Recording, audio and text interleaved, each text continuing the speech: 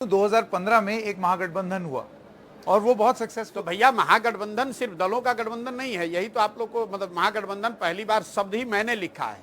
उससे पहले तो आपको हमको इस देश में गठबंधन शब्द था। महागठबंधन शब्द 2015 में पहली बार प्रशांत किशोर ने लिखा।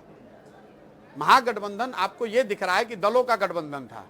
मेरी समझ से वो सिर्फ दलों का गठबंधन नहीं था, वो विचारधाराओं का गठबंधन था। उसमें नेता तय था, उसमें 7 निश्चय का प्रोग्राम था, उसको घर घर पहुंचाया गया था, तब उसको सफलता मिली। 2015 का महागठबंधन बिहार का आपको याद है, लेकिन 2015 के बाद जितने लोगों ने भी वही प्रयास दूसरे जगह करने की कोशिश किए, हर जगह महागठबंधन को हारना पड़ा।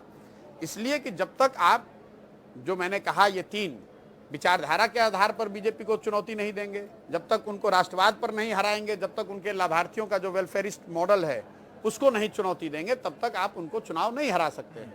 अब आप विचारधारा की बात कर रहे हैं और जब मैंने विचारधारा का सवाल पूछा तो आपने ये बोला कि विचारधारा मैटर नहीं करती, लोगों के मुद्दे। किसने कहा कि मैटर नहीं करती? मैंने ये कहा, आप फिर वही बात अपने स्क्रिप्ट, मैंने कहा विचारधारा होना बहुत जरूरी है, लेकिन तो विचारधारा के नाम पर, बता दीजिए। विचारधारा के नाम पर अंधभक्त होना गलत है।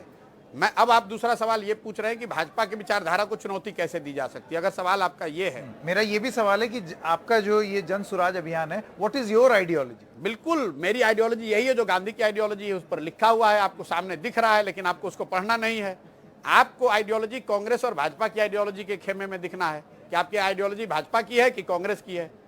आपको वो आइडियोलॉजी दिख रही है और आपको ये समझ में नहीं आ रहा है कि उससे आपको कोई सफलता मिलने वाली नहीं है।